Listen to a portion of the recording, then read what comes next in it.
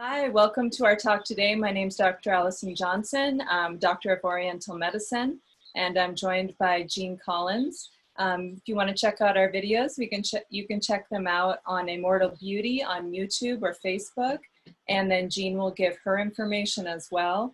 The videos we do together are going to be on both of our pages. So go ahead and check out our past videos. We tend to talk about health, wellness, vitality on all levels of our being, and that includes taking care of our body, taking care of our emotions, and just really choosing happiness in our lives and taking care of ourselves. Happiness is so important, and as Allison mentioned, my name is Jean Collins, and we work well together because we're about vitality, understanding the connection between the emotional and the physical.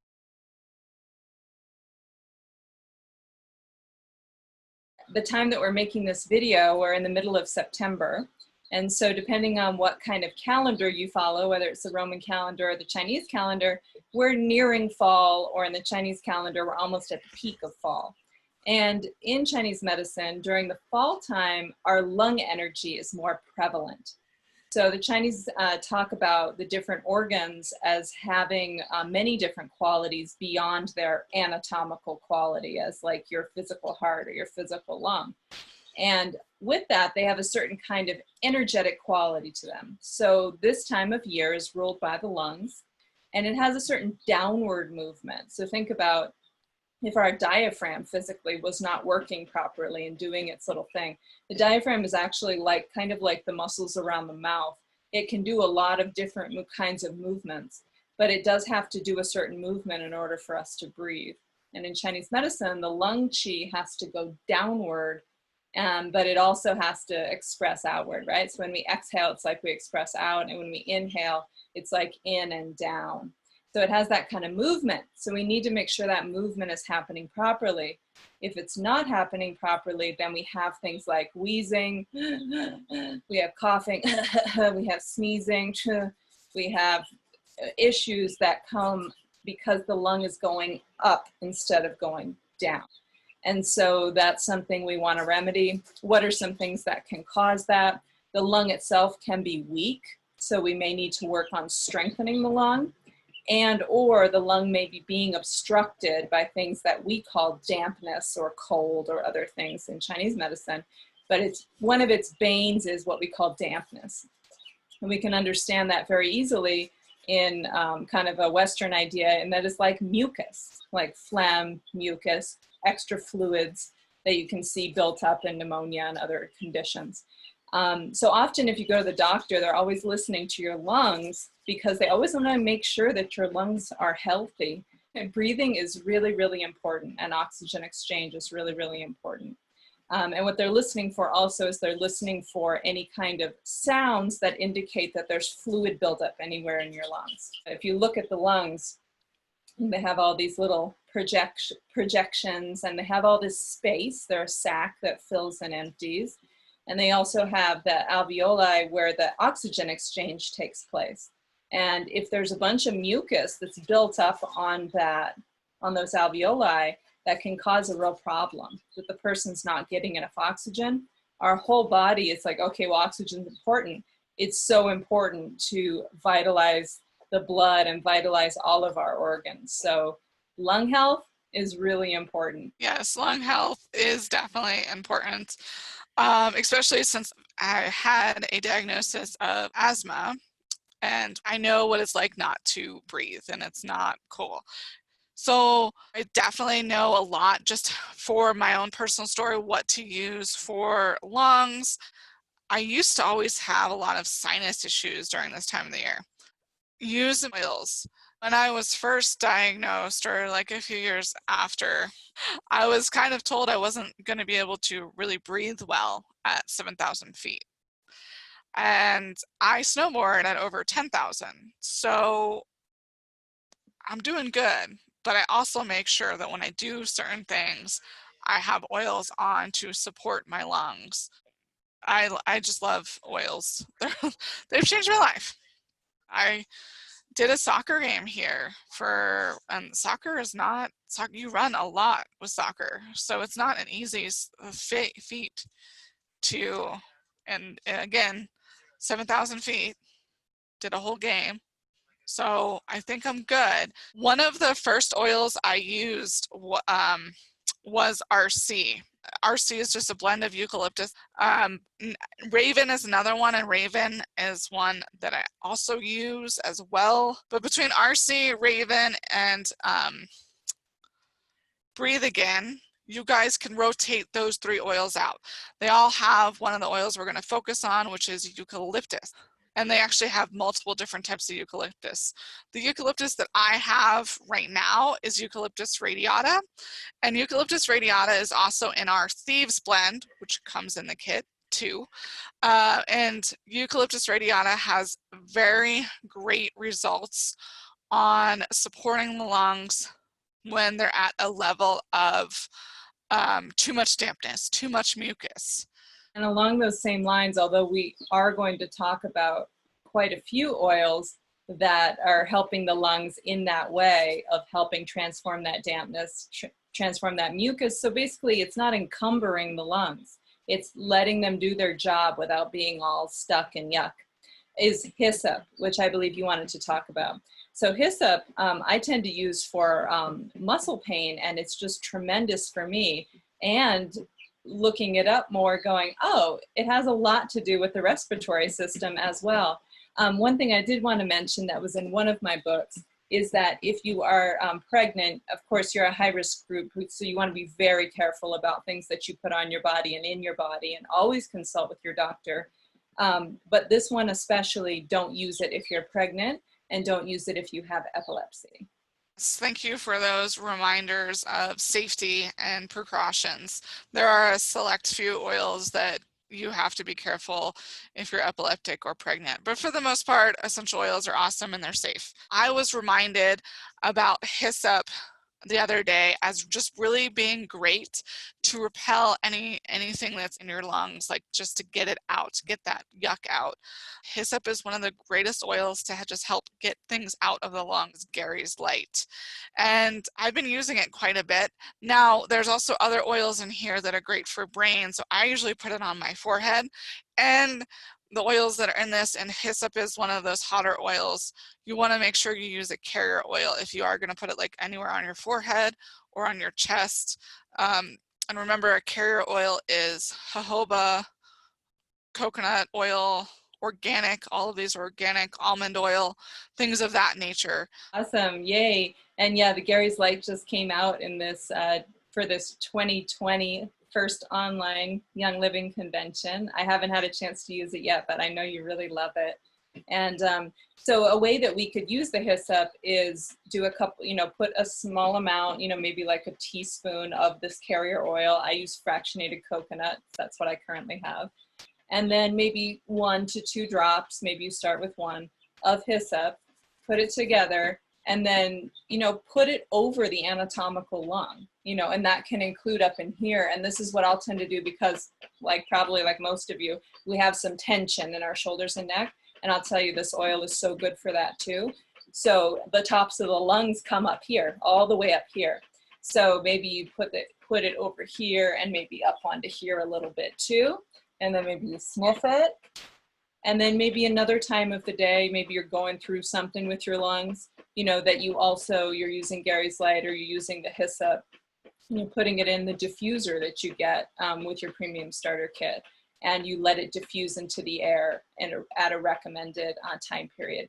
Usually with the diffusion, you want to just start slow. I have this thing where I'll start diffusing some oils and I'll be like, oh, this smells so good. And then something will kind of hit me like, whoa, like I was diffusing something that was kind of a little bit sedating or relaxing. And I'm like, okay, I'm good for now. And so I'll turn it off, right? So we become sensitive to these oils are very therapeutic. So when you start diffusing the hyssop and then you're like, start coughing some stuff up, you're like, all right, we hit the therapeutic effect. Let's turn it off for now. Turn it on a little bit later. So the good thing to do is to kind of do these things throughout the day, whether you're applying oils topically, whether you're using the Vitality line from Young Living internal use oils, or whether you're diffusing, or whether you're putting it in a bath. Basically, all these things are information for your body, just like food is information, supplements are information, essential oils are information. Try to give your body time to assimilate that information, right? And maybe not do a gazillion different oils at one time, kind of thing. You can see what your tolerance is. And the thing is, if you're dealing with a really heavy duty condition, then do up the therapy on it. Do it more frequently. Do it a little bit more drops.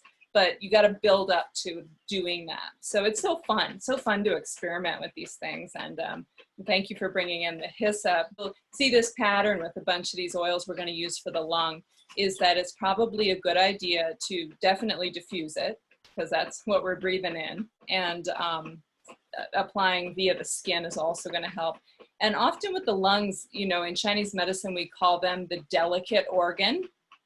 And so they are prone to a lot of things. So I guess that's probably why I'm saying you could do it this way, and this way. And you probably want to do it all three ways if you can, if it's like a vitality oil, that you can do it internally, that you can do it topically, and that you can also do it via diffusion.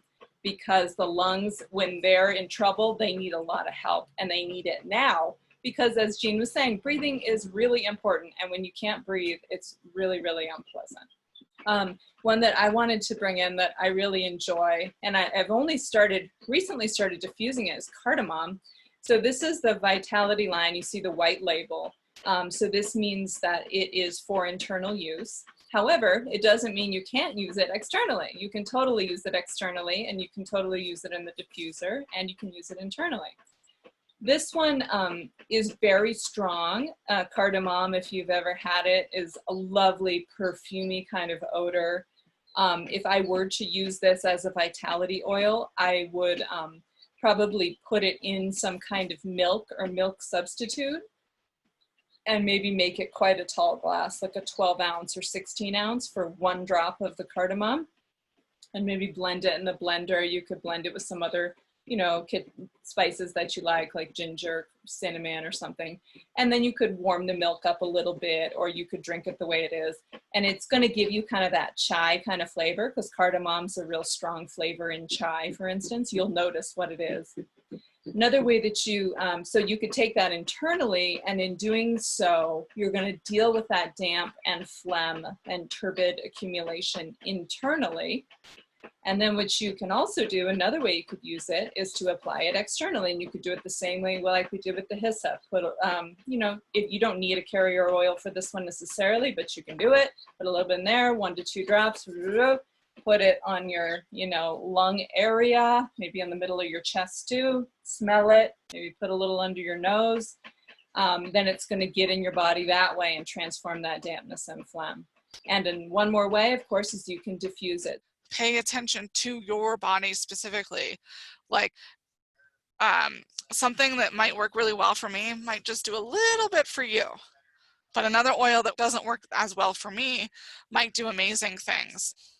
Also this time of seasons too, like wanting to like the seasons and realizing that we have a lot of different oils because it's like food. We want to change it up every once in a while. We don't want to just keep eating the same thing or feeding in the same oils. And then I also love the fact that you were just like, chai has cardamom. And I was telling, I have never used cardamom for lung support. However, I have used it more for a flavor, and I've always loved chai. So it was just something when Allison texted me her ideas of what she was going to use, I was like, wait, I haven't used cardamom before ever. I never even thought about it for lung support or ginger. I really like cardamom. Like I locally at World Cup, they make a cardamom cake, and I was like, this is the best thing ever. So it was like, so I got the cardamom vitality as well to like add it for baking and whatnot. Next oil we were going to talk about was ginger. I briefly mentioned it. And ginger, like I said, I haven't really used it much for lungs. I've mostly used ginger for internally for digestive issues. And vitamin C. Super C is awesome. Vitamin C is great for the lungs, and it's also great for the immune system. So let me recap because it all totally makes sense. So in Chinese medicine, the lungs are the actual lungs. They're also connected to the throat, and they're also connected to the nose. That's considered to be their sense organ. Their paired organ is the large intestine. And so then we're talking about that gut health. And then another really important pal of the lungs is the stomach. And that's because the stomach energy has to go down. So when the stomach energy goes down, the lung energy goes down. They go down in their movement together. The lung to breathe and the stomach to move the food down through the digestive tract.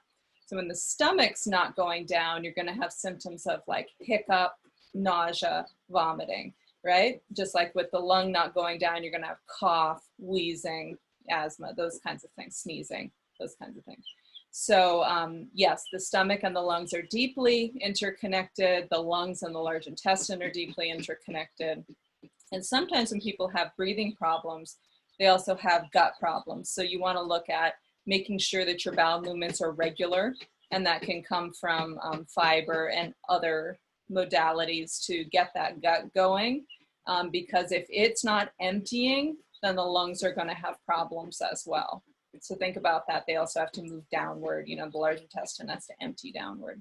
So the thing with ginger is that it does belong in Chinese medicine. It's like the herb for the digestive system. So this is what you're saying, like this is what I usually take it for. And people know that if they felt nauseous, you know, the ginger ale kind of remedy and whatnot. Vitality ginger is going to be a heck of a lot more therapeutic than ginger ale. So if you want that same effect, you can take like an unflavored, just plain sparkling water, which, because part of that easing of the nausea and stuff is the sparkling water, or maybe you overate. The sparkling water helps with that. And then just put 1 to 2 drops of the ginger vitality into that sparkling water. Then you're going to have this wonderful therapeutic effect, helping that food move through your digestive tract and easing any kind of nausea or uncomfortableness. For the lungs, it's like if you look at ginger itself, you'll see that it has qualities like expectorant kind of qualities and stuff to help the lungs by itself. But it does kind of belong a little more to the digestive part. So the idea is if you can get that digestion going down properly, get that stomach going down properly, the lungs are going to be able to go down properly. Also, ginger is warming and what we call acrid, kind of spicy. So that spicy quality is very good for the lungs. So say someone, you know, gets sick and then they have like chicken soup, which has that hot quality and often maybe has some pepper or some ginger in it, which has those acrid qualities. Or they have some Vietnamese pho soup, which has some, maybe you put some chili peppers in it and stuff. Those also have that acrid quality. So it's like this natural thing where I feel all stuck, I don't feel well. You go and have that kind of thing. It's warming and it's acrid. And so that's exactly what ginger does. And that's, it's going to help the lungs. So especially people who are in a cold climate this time of year or soon, especially people who tend to be colder in terms of their body temperature, their presentation, ginger is a really, really, really good essential oil to use. Since it's vitality, you can use it the same way like we talked about cardamom, internally, externally, and you can also diffuse it. They're all part of the lung system in Chinese medicine, which is the skin is connected to the lungs. So, you know, and the skin is your largest organ, and so all of that. And the lungs are also deeply connected to your immune system in Chinese medicine. So there we go. You got all the different pieces of it. So again, you can see it's not just the anatomical lung, it's the lung, it's the large intestine, it's connected to the digestion, it's connected to the sinuses and the throat, it's connected to the skin, and it's connected to the immune system. So these things are really important. So basically, when it comes to be the time of year for the particular organ, it's like it's magnifying that organ. So if that organ's in health, it's going to do well through that season. But if that organ is not in health, that its imbalance is going to show up more. So if you've had issues in the past with your lungs, make sure to support them extra right now. Be preemptive. instead of waiting for something to happen. And so this is the great thing about these ancient medicines, is knowing things that have already been mapped out. When we look at the seasonal clock or even the day clock, there's different organs that rule different times of the day. We can look at all these systems and use them as useful information to inform us about what's going on with our body. And I think that there is a movement now to kind of take that back. And it's not that Western medicine has not been incredibly helpful if we have a horrible accident or we need surgery, or, you know, antibiotics have been a miracle to many things. You know, there's many great things about it. But part of the kind of belief system that's around it is like, I go in and you fix me and you tell me what's wrong with me. And ancient peoples from, you know, we look back and we're finding history from 10,000 years ago of humans being here. That's a really long time. That's a really long time. And those people had them and they had nature, and they figured things out based on watching the movements of nature, watching the stars, watching what seemed to happen with animals at different times of the year, using plants, using animals, like, you know, figuring things out through their own introspection. Like, human beings are pretty amazing, and our body is really amazing, and it has already survived a lot in this life, and you can help it stay really vital longer by paying attention to these natural cycles and taking action to help your body become more balanced, and also understand when you need some kind of intervention from someone who knows better how to help you, or you need a little extra help. You are so right. For me, I go to my oils first. I use my supplements. And then if it feels like, oh, it's an emergency, I need to go somewhere, I need to go, like, I need more information, then I will go to the hospital. And I just want to imagine, and I love this, like, if we use both, using Western and Eastern, or old school and new school, because essential oils have been used. The Egyptians used it, they're on hieroglyphics, like, they've been used so long, and Chinese medicine has been used for, I think the oldest written book that has survived is about 2,500 years old, but you could easily say that it's about 5,000 years old. and it's understanding, like, our bodies are smart, but they also have to be given proper nutrition, taken care of, and we also have to mentally be in that mindset. A lot of people either think the mind is here, or the mind is at the heart, in the, like, the brain or the heart. Either way, it's very powerful. And it's really important to understand how awesome our bodies are and how important emotions play a role. And we didn't really get to talk about emotions today, but just know that emotions are huge, and oils will help uplift you because they have a certain frequency and energy. If you haven't heard the word frequency, energy and frequency are the same thing. If you really think about it, like, I like to think of it like, sometimes you meet people and you're like, oh my God, we're going to be best friends. You're awesome. I'm awesome. Like, I've done that on the phone recently with this pandemic, and it was calling someone on my bank. And I was like, you could seriously, like, call me and, like, we could be friends. Like, if you need a friend right now. I think I said that. I don't think I said that exactly. It was a little different. But I was like, maybe we will see each other someday. But then there's also other people you met and you're like, I don't know what it is. I can't put my finger on it. I don't know. I don't like them, or something, or like, they're not my cup of tea, or something like that. Well, it could really just be that your frequency is here and maybe their frequency is up here, or maybe your frequency is up here and their frequency is down here. So you're just not really there. And then when you do like someone, you're like, roughly in the same area. So you're like, yeah, we're best friends. That's awesome. I love that frequency idea. And, you know, it's not, it's a very well-founded idea. It's kind of like, sometimes I think about like a radio station. It's like you're tuning in to that particular one that you resonate with the most. And ideally what we're doing in life, if you want to call it like conscious evolution, if we're interested in evolving, emotionally and spiritually ourselves. And it's not a prerequisite, or it's not necessary. But if we want to do that, which I think both you and I want to do, it's like you always have to be like climbing that staircase toward that higher frequency. And what happens sometimes is that we fall back a little bit, and that we fall back into old emotional patterns. We fall back into old stories. And what we need to realize is it's a minor, we may have lost the battle, but we haven't lost the war kind of concept.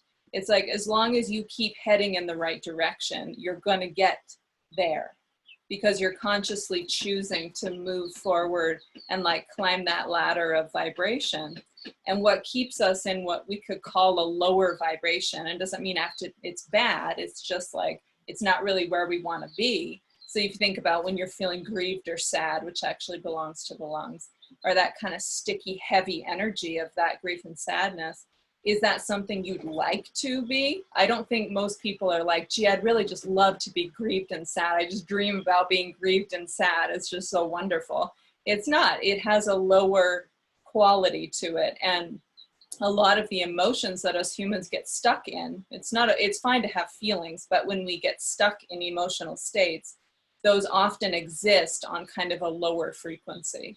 And if we want to really be the best we can be, to be happy and joyful, and that's what most people want. That's what they're selling on commercials, right? This drug is going to make you happy and be with your family and be able to be pain-free and all this stuff. That's what most human beings want.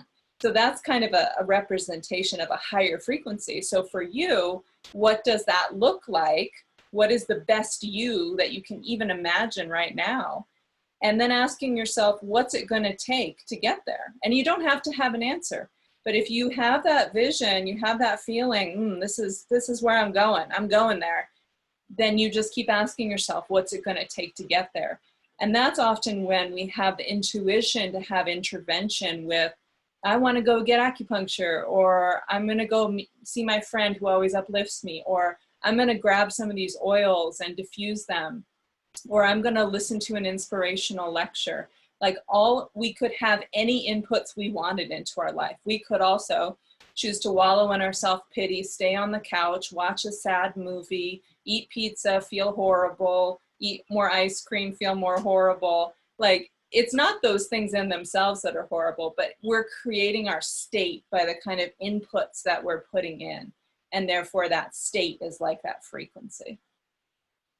So we want to choose the highest frequency for ourselves always. Just try to keep heading in that direction. Thank you guys so much for talking or listening to us. You weren't talking, but you could if you wanted. You have our contact info, and we would love to connect with you.